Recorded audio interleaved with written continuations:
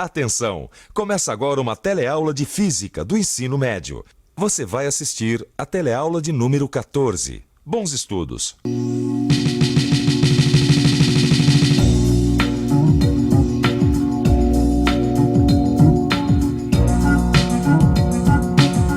O que é trabalho? Como se mede o trabalho realizado por um corpo? Isso é justamente o que você vai ver na teleaula de hoje. Na teleaula de hoje, você vai ver mais detalhadamente o que é trabalho e o que é energia cinética e como essas duas grandezas se relacionam. Vai aprender também o que é potência e o que é rendimento. E agora, muita atenção porque a nossa teleaula de hoje está apenas começando.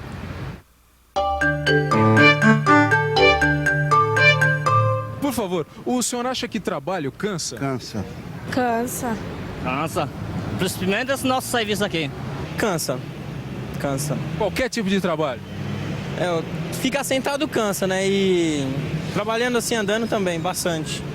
Tem os que trabalham, tem os que cansam mentalmente e os fisicamente, né? Nem é necessário pensar muito para responder essa pergunta, não é mesmo?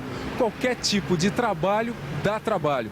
A própria expressão dar trabalho já sugere algo exatamente que necessita de um esforço para ser executado. Mas e na física, hein? Olha, na física, o conceito de trabalho é mais ou menos parecido com o do avô lavrador. Sem força, não há trabalho. Mas também só a existência da força não é suficiente. É necessário que essa força produza um deslocamento, ou então que atue ao longo de um deslocamento. Aí então o trabalho pode ser medido. E o trabalho pode ser medido exatamente pelo produto da força, pelo deslocamento. Quer dizer, então, que o trabalho pode ser medido através do produto da força pelo deslocamento, é isso? É isso aí. Mas por que pelo produto? Por que não pela soma, por exemplo? Porque são grandezas que se compensam, Rosinha. Isto é, se nós aumentamos uma, nós podemos diminuir a outra na mesma proporção. Assim, ó. Vou te mostrar. Por exemplo, na alavanca, uma força menor, F, pode mover um peso maior, P, porque o deslocamento, D, da força menor é maior que o deslocamento, D, do peso. O mesmo ocorre no plano inclinado. É possível elevar de uma altura D o caixote de peso P, fazendo uma força F menor que P. Porque, através do plano inclinado, a força F atua ao longo de um deslocamento D maior que D. Em ambos os casos, é válida a relação. O produto de F vezes D é igual ao produto de P vezes D. Vicente, eu acho que eu já entendi esse conceito, rapaz. Então me explica porque eu tô boiando ainda. Olha, é só pensar o seguinte: é possível fazer uma força menor desde que se compense com um deslocamento maior, sacou? Quer dizer que com um deslocamento maior se gasta menos energia, é isso? Não. A energia consumida é a mesma, porque o trabalho realizado é o mesmo também. É realmente essa definição de trabalho, em que é possível fazer uma força menor, desde que se compense com um deslocamento maior, não prevê todas as situações possíveis. Eu estava pensando aqui noutra situação. Dá uma olhada aqui, ó, Rosinha. Pense num bloco se movendo ao longo do deslocamento D, sob a ação simultânea de várias forças. Há forças que favorecem o deslocamento D, F1 e F2. Existem outras forças que não atuam diretamente, F3 e F4. E ainda existem outras forças que se opõem, F5 e F6.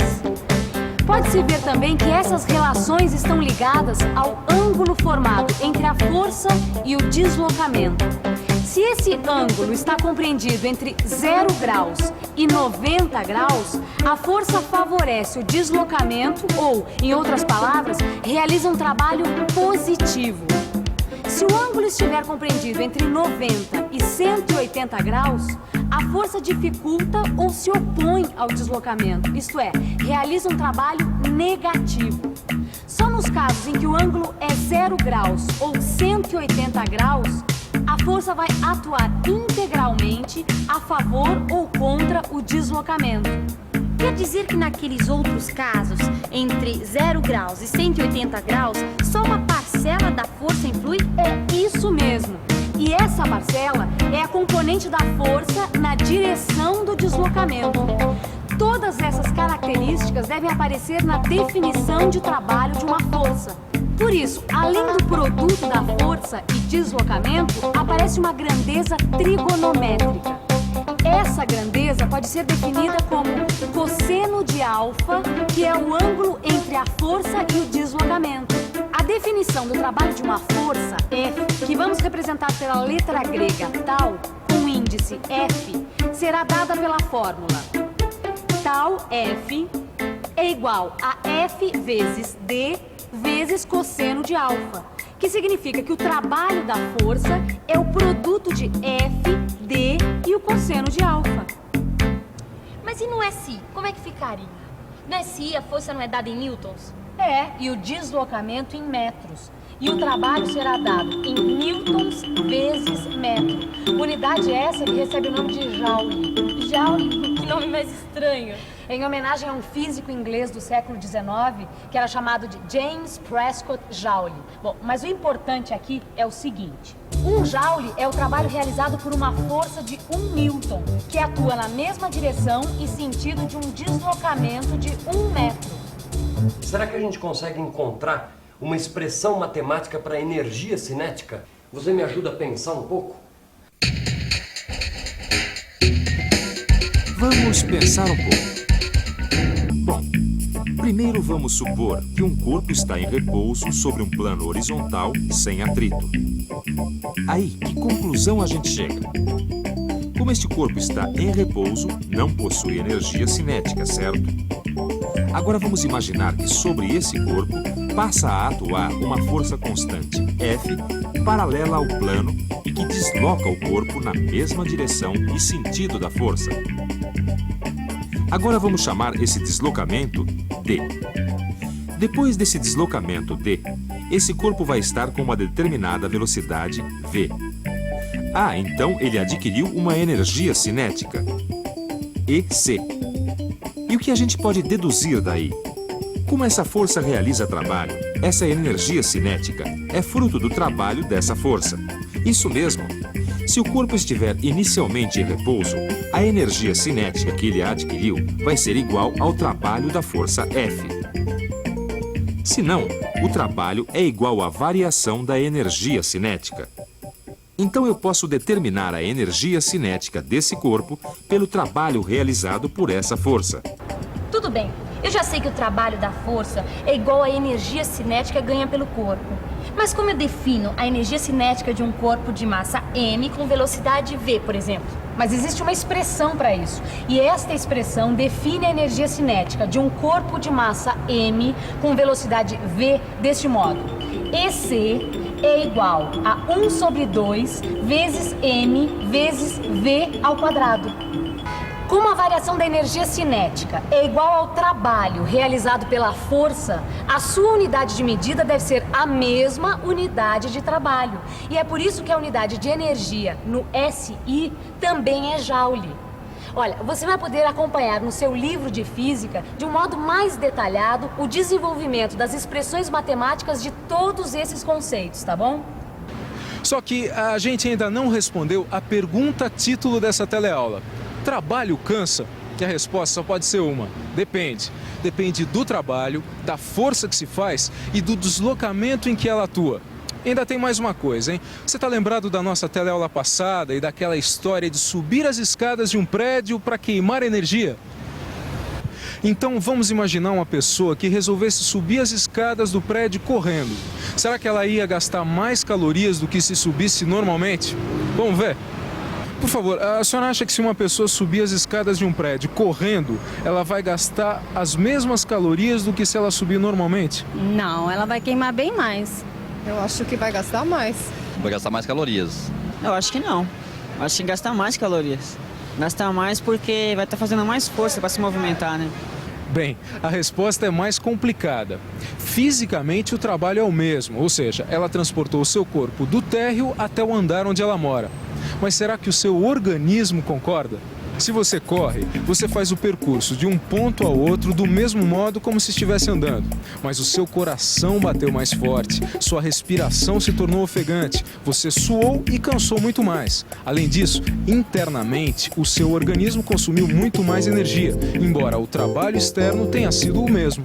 E isso ocorreu porque o tempo para a realização desse trabalho foi menor. Ou, em outras palavras, a potência desenvolvida pelo organismo foi maior. E agora nós estamos apresentando para você uma nova grandeza física, muito importante nos dias de hoje, a potência. Ah, então essa é a expressão para potência?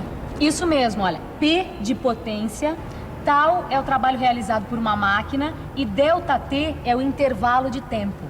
Quer dizer, então, que para um mesmo trabalho, quanto menor for o tempo, maior será a potência.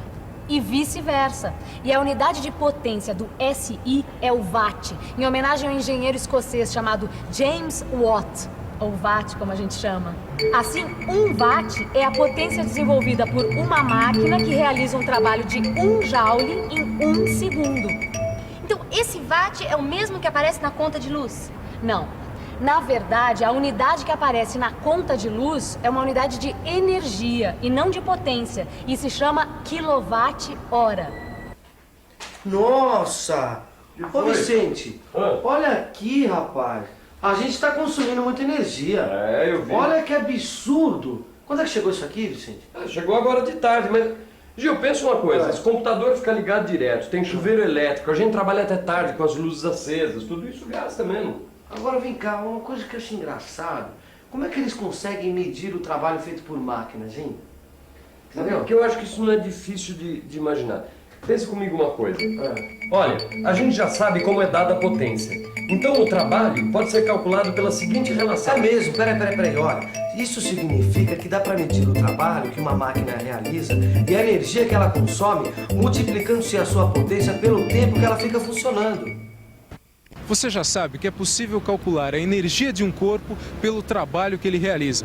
Mas nós sabemos também que existem carros que consomem menos combustível do que outros. Ou então que carros melhor regulados podem consumir menos. Existem pessoas que comem muito e não engordam.